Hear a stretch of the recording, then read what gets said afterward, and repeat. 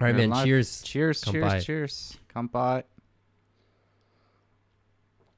Dude, I'm really glad you got this like namazake. I really like this actually. Do you? Yeah. So I've been meaning to bring a bottle of sake from Oita that. Okay, fair enough. I've been meaning to bring a bottle of sake from Oita. And it's, ironically, this actually isn't even it. Oh yeah, right. This is the one from my. Last week you're supposed to bring it too, but you forgot. Yeah. So this has been wrapped up in my refrigerator for probably about 2 months now. Okay. And there's a sake that we originally bought, and I was like, man, this would be great on the show, so I'm gonna bring this. And then so when I was getting ready to bring it today, I took it out of the bag, and it's like, well, this isn't what we bought. Yeah. Right. So I think this is what Yui bought. I think this was actually supposed to be a gift to you. I wasn't supposed to drink this, but fair enough. Oh, hey, Dia. Good to see you. Hello. Yeah. But you know, it's like kind of like a nice surprise. I've never had raw sake before. Yeah, I know. It's very unique. It's got like a unctuousness, like a richness. A little bit. Yeah. It's I'm not really quite sure how I feel about it. I know it's different. It's like it's not pasteurized. It's got a little bit of carbonation. Yeah. It's not that I don't like it, because I actually it tastes really good, but it's just it's not what I expected. Yeah. When I'm, because like sake has a very unique taste that when you have it, it's like, okay, this is sake. Yeah. And this feels very different from that. Yeah. Well, I mean, it's kind of like when you go to an IPA after just drinking Budweiser for your whole life. True. Yeah. It's just completely different, you know? Yeah. Okay. So, dude, today, what are we going to be talking about? We are going to be talking about how our daily lives have changed from living in here compared to our daily lives over in America. Yeah, you know, it's going to be kind of interesting for me to talk about this, because I actually had about 3 daily lives, because we actually, in the process of me moving, like of me living here, my parents have actually changed where they live like 3 times. Oh, yeah? Yeah, so I have like a different routine for each one, but for you, what's kind of the biggest change for you? You know what? For me, I think there's kind of 2 big change. First of all, I have an activity that I do when I commute now. Okay.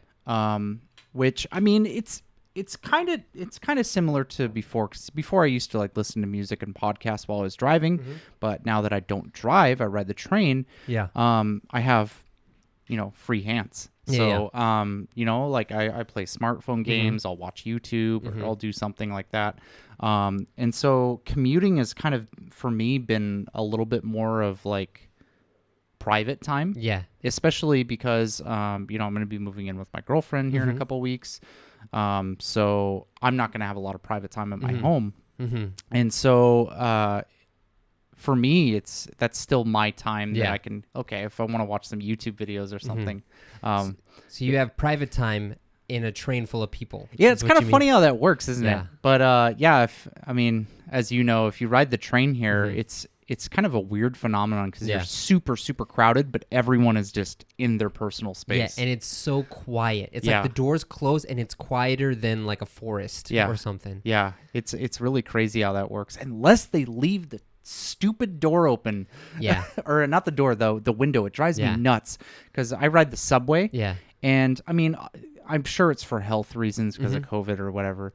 But they keep the window down. Yeah, and then you can hear all the noise from the tunnels. Yeah, and the tunnel echoes all the sounds, so it's deafening. Yeah, which drives me nuts. But usually trains are nice. Yeah. But yeah, so that's a big change for me, because like I'll give you a stark contrast. Okay, so I used to commute a lot when I was living in California. Yeah. Right. I had friends who lived in LA. Yeah. I was stationed down in Camp Pendleton, the Marine base, which is near San Diego.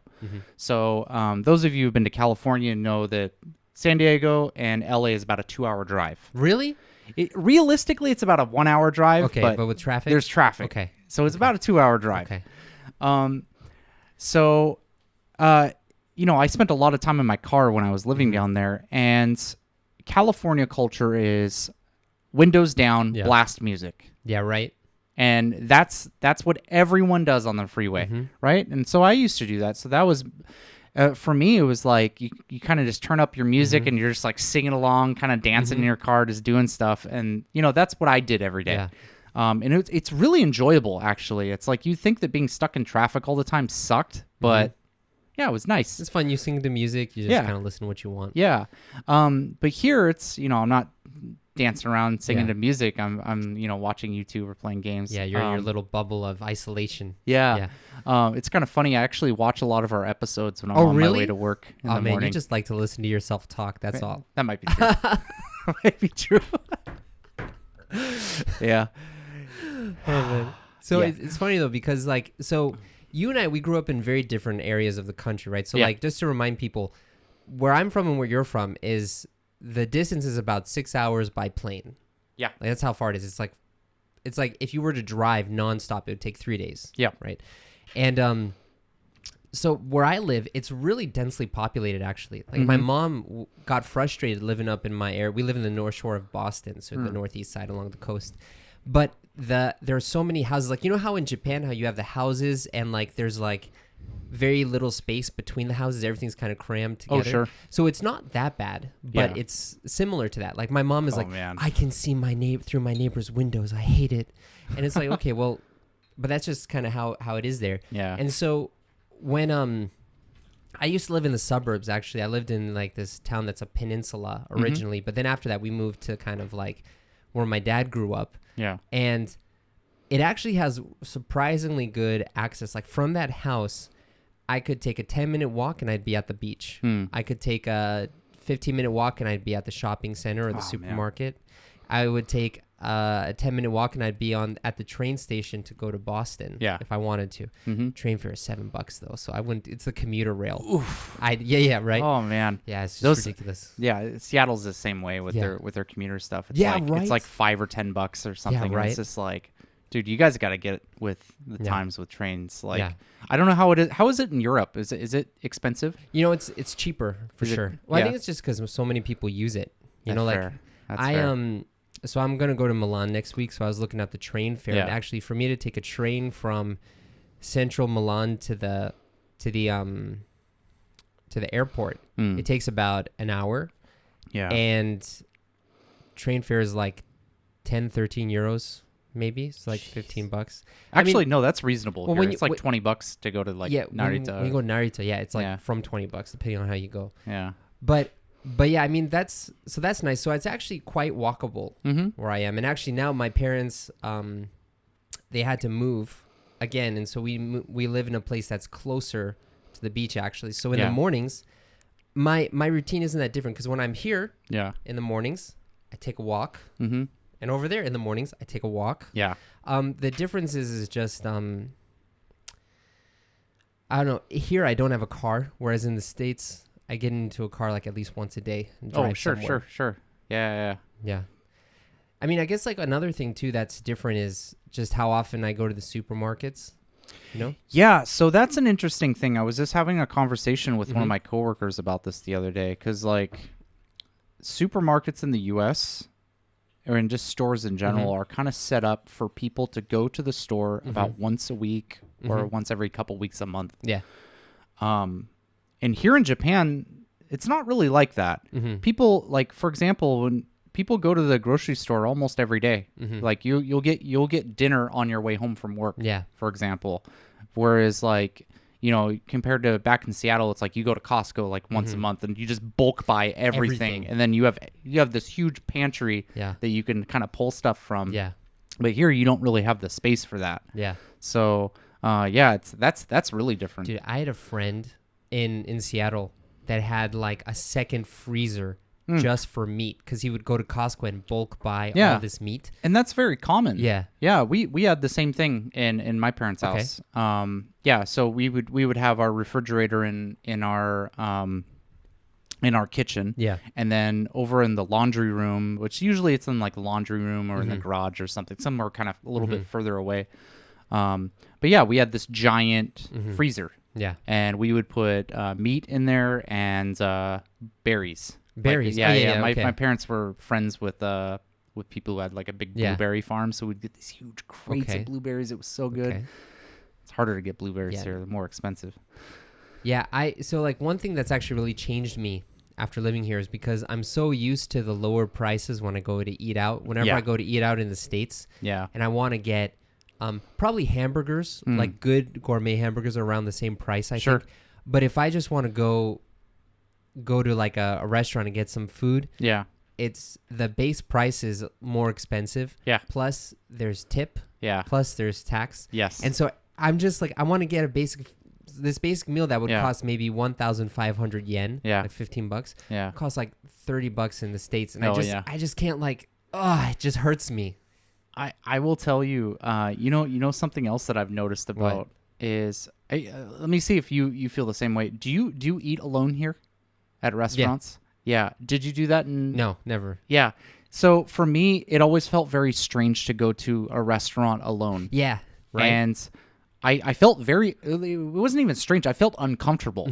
Like I felt like, at least in America, it feels like going to a restaurant is a social activity. Yeah. If you are going to a restaurant alone, it's a little odd. Yeah. Right.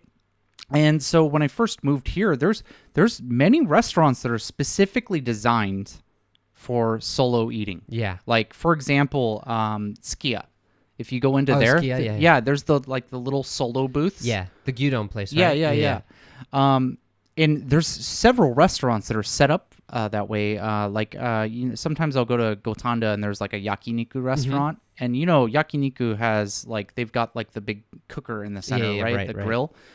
There's small solo tables that have like a little mini grill. So it took a long time. Like I'm talking several years for me to finally be comfortable with going out. Yeah. And it's just recently that I've kind of been okay with eating by myself. Well, it's like if you go to the States, right? Like like you said, a lot of places like Ukiyo-e, and I'm also thinking of was it like Yayoi-ken is another place where you can get decent meals, but they're all places where it's seating for two people, or it's like a counter that leads to one person. And in the States, the only place where you have that kind of counter seating is at a bar. Yeah. And that's when you're drinking. Yeah. But if you're actually going to go eat something, and that's also facing the bartender, so it's almost like you want to talk with the bartender, you know? But if you go to the States, first of all, the restaurants are larger. They accommodate more people, and all the tables are made for like 4 or 5 people. So if you're sitting at this one table by yourself and it's all these other chairs, it's almost like you feel like there should be someone there, Yeah.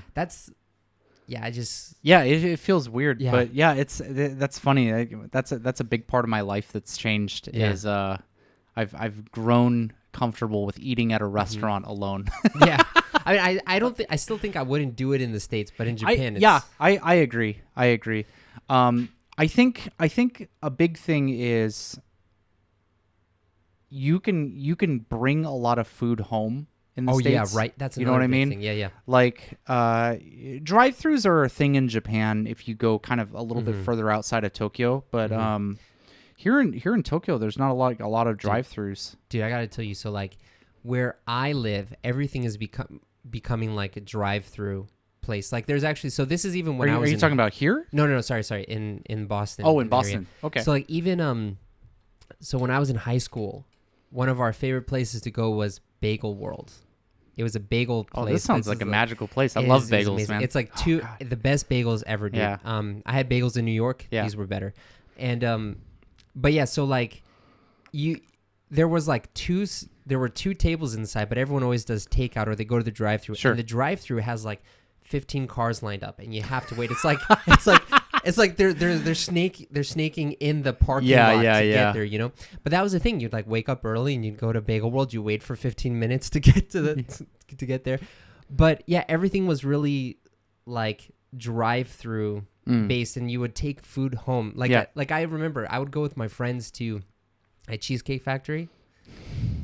We could talk about that later. Yeah. But yeah, and like because the portions are so big, you'd never expect to eat it. So of course the prices are expensive. It's like $20, $30, but you would do that because you expect to take it home, and then you have lunch for tomorrow too. Yeah. And you don't do that here. Yeah, no, like I shouldn't say there's no places that allow you to take home, because it's something that's starting to be implemented here. Because I think I just read that it's a law that Japan is trying to get passed right now to require restaurants to offer a bag to carry home for it's like environmental reasons, like because it's just throwing out food. But yeah, it's like it's such second nature in the US to like bring home food that you don't even think about it until like you come here and it's like, oh, okay, well, we ordered too much food, I guess that's it. You just try to eat as much as you can, and whatever you can't eat, you just leave it. That was a huge big cultural thing. So like we kind of plan where we're going to go based on that, because it's like, oh, I don't want to cook tomorrow, so I'm going to go to this place that has big portions because exactly, for sure. What's something else that you that's different between your life here and your life in the States? I had to significantly change my like the food that I eat every day. This will be interesting. And what I mean by that is so I can't speak for all of America on this. I think living in Seattle, you're kind of lucky because you're kind of spoiled for choice for food that you can select in there, because Seattle's got a wide selection of Asian foods. Yeah, right. Yeah, you guys are blessed. Yeah.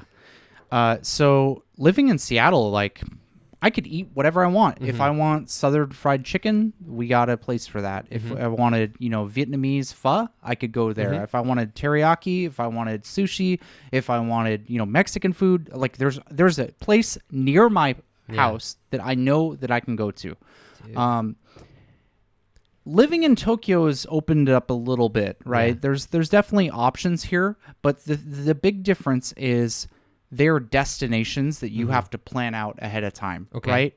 There's not like a local Mexican restaurant next to my apartment. Yeah. It's like, okay, there's a good Mexican restaurant, but it's in Nakameguro, and it's like 45 minutes on a train ride. You know what I mean? So it's not a huge deal, because I like Japanese food, but it's something that I had to get used to. It's like, okay, well, I'm going to be eating the same food pretty much every day. I'm going to be eating some kind of meat or fish. I'm going to be eating rice and some kind of vegetables. That's going to be my daily routine. Yeah. Right.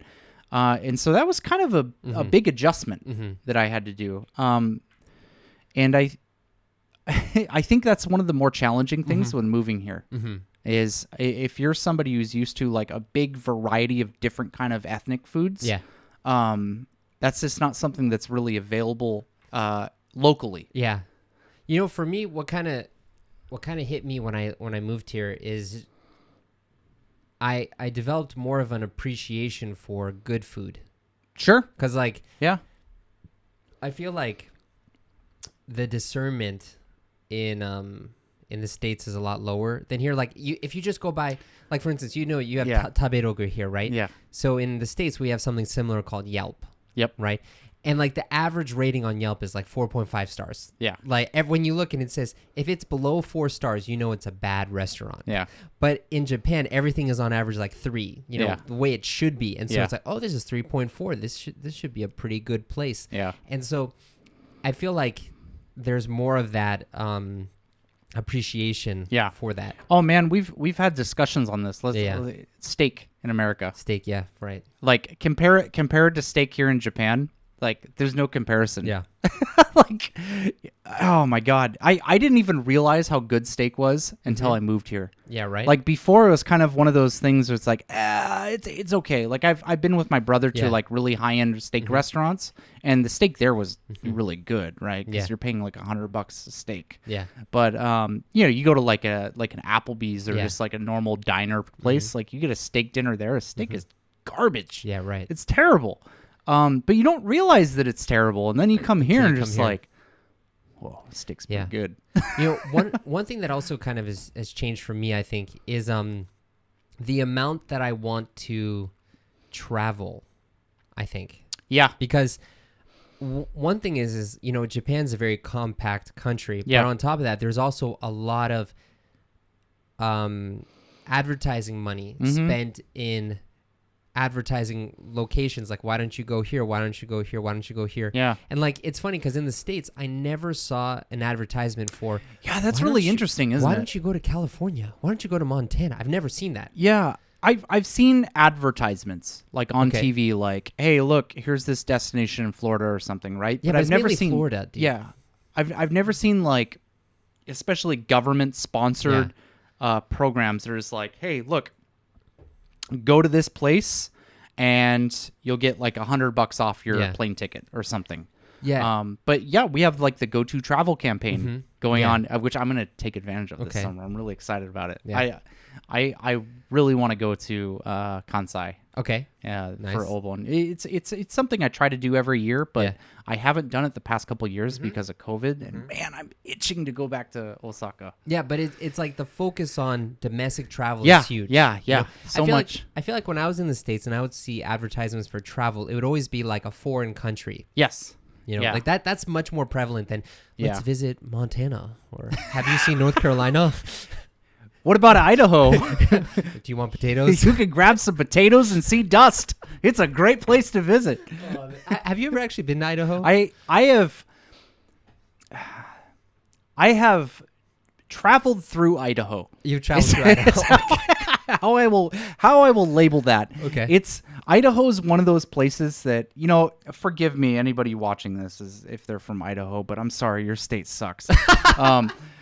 Idaho's one of those places that's like you're driving through it and then you'll hit like a gas station and be like, all right, cool, there's a giant like hill or something that I guess is famous here. Well, you know, I have to pee, so I guess we'll go visit this. Okay. And that's your experience with Idaho. Sounds like Pennsylvania to me. So it turns out America has these two places called the East Coast and the West Coast, and then everything in the center is kind of like, I'm going through this, so I guess I'll see it. It's true. It's true. I mean? Like, I remember because I have some friends in Kentucky, so we would drive from Boston to Kentucky, 14 hours, right? Yeah. And you go through and I didn't want to hit the tolls, so I went through upstate New York, through Pennsylvania, and like literally Pennsylvania is just riding on the freeway that goes 300, 400 miles straight through, no turns. It's the worst thing ever because I get so tired because there's nothing there. Yeah. But whenever we would go off and go to a rest stop, it would be like the dankiest place ever with like dirt everywhere. And like, I'm like, wow, this is what middle America is like. Yeah. You know? It's, it's really true. Yeah. And you know, to be fair, I'm sure rural areas in Japan are very similar. I just don't go there. Well, there's just a lot fewer people now because they're all getting old. Yeah. You know? There's a lot more domestic travel. It's funny you bring that up though. One thing in regards to domestic travel is the transportation that we use too, right? I can count on my finger the amount of times that I've flown to a state. Okay. But I could not do the same if I were to say driving to a state. Right, because you drive a lot more. Yeah, right. Freeways are so cheap there. Yeah, it's just like when you think of domestic travel in the U.S., unless you're considering like, okay, flying from like L.A. to New York or something, right? If you're going like from north to south, basically, you don't fly. You drive there. Yeah. And it's like, okay, maybe it takes a day. Yeah. But still, it's like the journey itself is a lot more fun. Yeah. You know? And for here, it's like, I actually really want to go on a road trip. That's a kind of a goal for me in the next year or two is to get a license. Yeah. Or a driver's license here. But for me, it's just like, you know, honestly, just taking the train or flying on an airplane is like pretty cheap. Yeah. Like it's just a couple $100 to fly to Osaka, for example. Yeah. Well, I mean, also if you want to go from Niigata to Tokyo, it costs about like 5,000 yen. Yeah. Just using the freeways, you know? Yeah, exactly. Right. And how much is it on the train? It's like, it would be about like $80. Yeah, but then you got to account for like gas and renting a car and like all the other expensive and it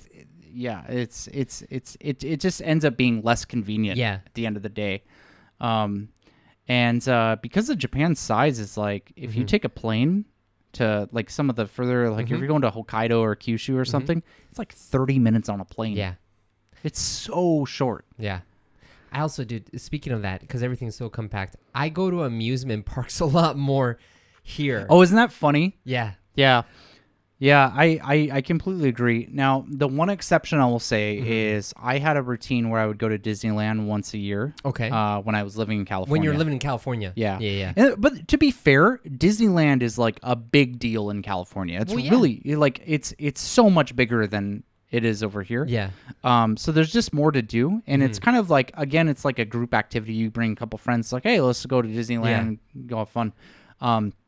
But here, I think something that I noticed between theme parks in the U.S. and theme parks in Japan is I think there's a lot more catering to adults in Japan. In Japan, yeah, for sure. Yeah, like for example, they sell beer at Disneyland. Oh, really? Yeah. Okay. Or at Disney Sea. I Okay. should differentiate, but at Disney Sea is basically Disneyland, right? Right.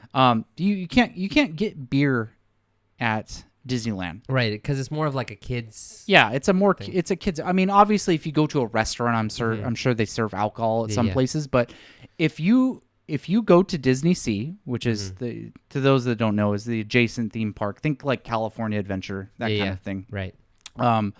If you go to Disney Sea here in Japan, there's little stands that'll be like, hey, you can get a glass of beer, and that's it. It's just a little food cart with beer. And so it's like those kind of amenities that makes going to a theme park a little bit more like accessible for adults. I think for me too, it's just the fact that it's so close. Because I mean, you used to live in California, but I lived in Boston. So it's either I fly to California or I drive 14 hours to Florida. Yeah. Take your pick, And it's like, so to be honest, like when I lived in Germany, I went to Disneyland. I went to Euro Disney twice. So Disneyland in France. Oh, yeah, that's in France. Okay. Yeah, I went there twice. And then I never went when I lived in the States for like my whole time living in the States. Yeah. But since living in Japan for, I don't know, I've been here for about 7 years now. Yeah. I've been to Disneyland like 3 times. Yeah, that's crazy, man. Yeah, and then in Osaka you have USJ, Universal Studios. So like it's either people go to one or the other where they are, Yeah. But it's just so much easier to go. It is. I actually really want to visit Fuji-Q Highlands. My friends have gone a couple times and they've invited me, but I just had something that prevents me from going each time. But that's one of the places I really want to go to because I actually like roller coasters. But yeah, I just you're exactly right. Back in the U.S., it's like unless you live in a state with like a big destination theme park, you're probably not going. It's just too tough to go. It's so far. Yeah, I mean Seattle's got like. What the hell is the theme park? I don't even know. It's Six Flags Enchanted Forest. You ever heard of that? There's Six Flags in Seattle. Yes. In Washington. Yeah, it's it's in Federal Way. Okay. So it's a bit south. Okay. It's kind of closer to Tacoma, to be honest. Okay. But it's like a blip. Yeah. Compared to Disneyland or Yeah, I mean, so where I lived, we actually had it was a summer kind of water park called Canopy Lake Park. And so I went there once. Yeah. But it's like every state used to have its small like amusement thing, but it wasn't ever these big things, Man.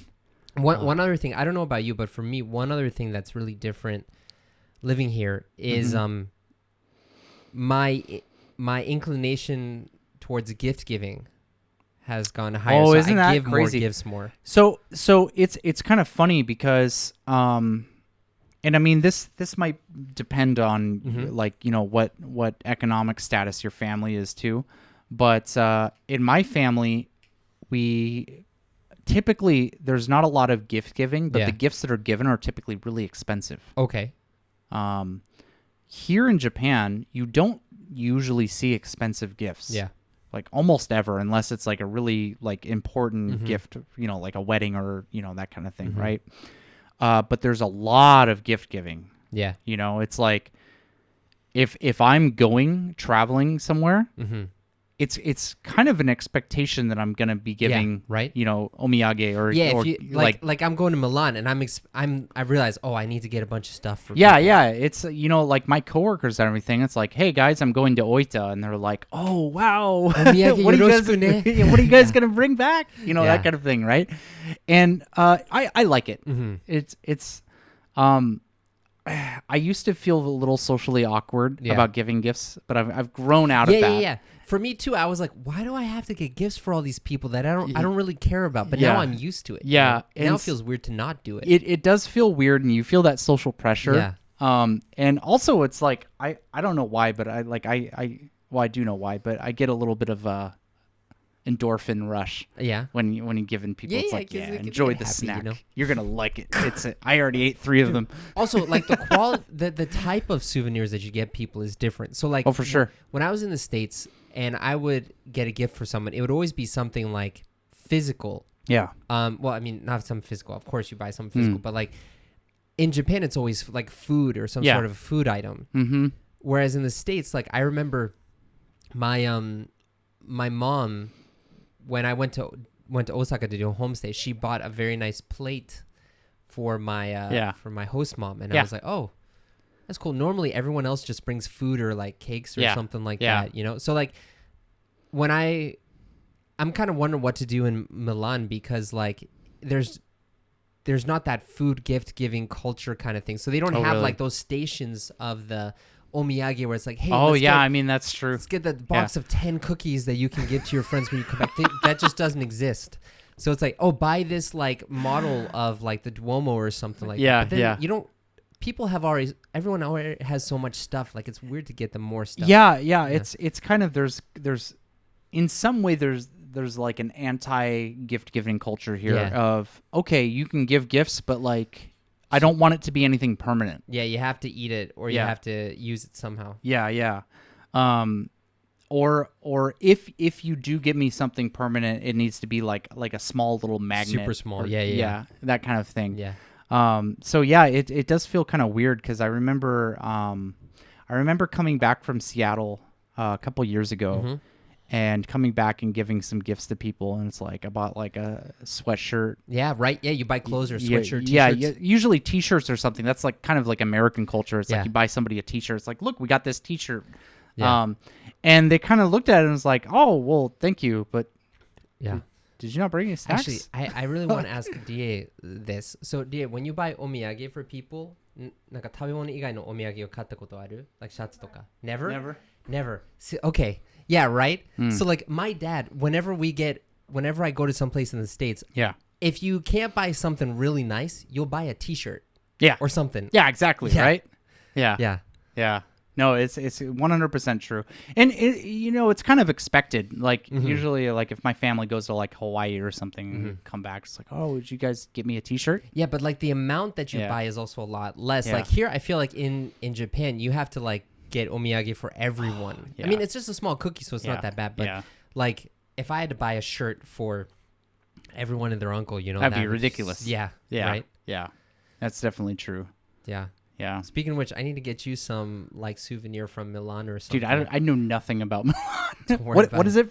I don't even know where Milan is. So Milan is in Italy, and okay. I was about to say something really dumb here. Yeah, Leonardo da Vinci had a stint there for a while. Like the painting of the Last Supper. Fair enough. That's in Milan, but I'm about to show some ignorance here. I thought Milan was in Asia.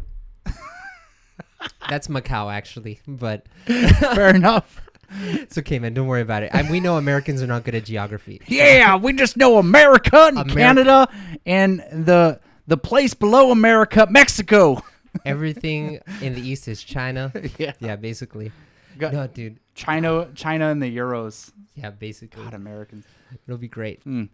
But yeah. So is there something else in your everyday life here that's different from States?